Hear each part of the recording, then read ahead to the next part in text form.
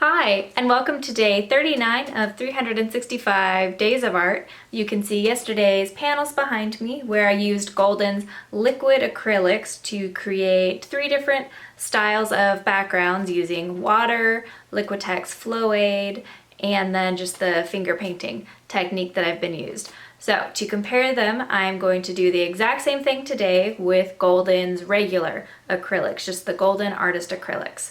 We're gonna see how they are on the page. The liquid was much more liquid than what I thought it was gonna be, and so I'm sticking with the purple again today. I thought about changing it up, but this way we have a more true comparison and can see exactly how the two are different. That being said, let's paint. So I have Golden's regular acrylics here, the dioxazine purple and titanium white. So for this first one, like yesterday, I'm just doing a brush and water to create a wash on the page, starting out with the titanium white on the bottom. And I do this each time again just so that as I bring in that purple from the top, it helps smooth it out and already starts to lighten it on the page as I go down, and I can control it a little bit better. A little darker, whoops, a little too much water, but as you can see, you just sweep it right up, put it right back where it belongs. Here we go. I have the wet brush to apply the paint, the Flow Aid for better flow on the page, and then 2 dry brushes to get that softening effect afterwards. Here we go. Once again, titanium white on the bottom. Add in that purple.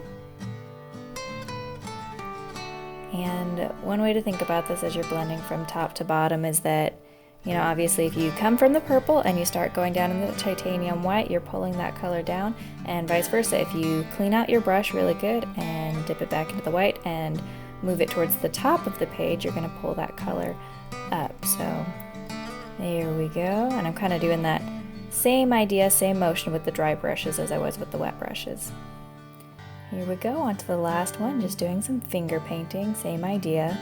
As you can see, I've gotten a little messy with some of my edges, so if you're doing this, I do recommend giving yourself more space. I'm just trying to do it all within the camera angle. And already that titanium white is holding up a lot better. It's much thicker. The purple, honestly, is still pretty thin, so what I'm tempted with, I think that's just because of how that pigment is mixed, I'm guessing. I'm going to have to break into some of the other colors. There we go.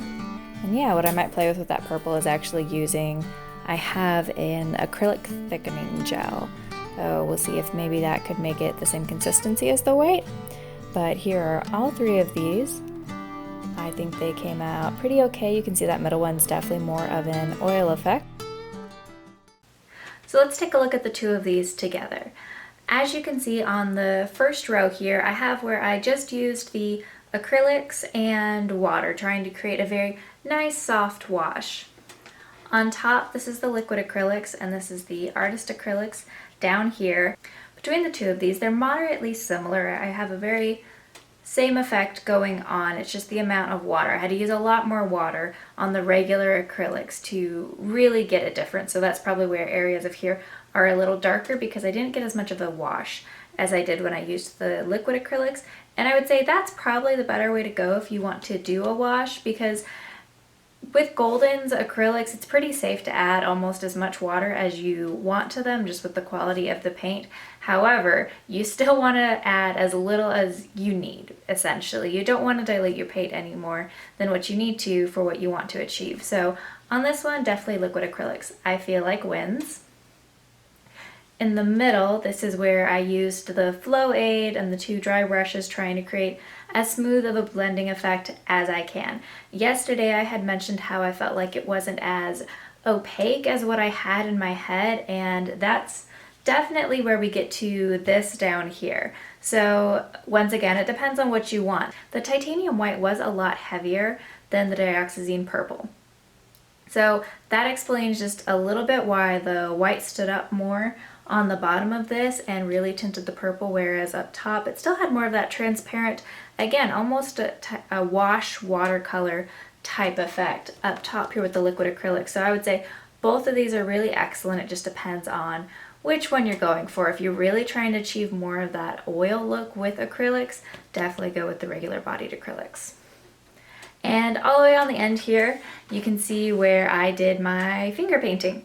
And yesterday I mentioned how when I'm doing this, what I really like about it is I want to see where my fingers have been. I want those indentions to stay, so I really want the paint to hold up to the brush strokes. With the liquid acrylic, it really does kind of flatten out and soften out as it dries, whereas with the regular acrylic, this is more what I've been trying to achieve and go for, and I think that's why I keep getting a very blended effect, which up top, if that's what you wanted, that super subtle, soft blend and graduation, you could do that with your fingers and still kind of achieve that texture. It's just not my favorite look. I feel like it's not bold enough either way.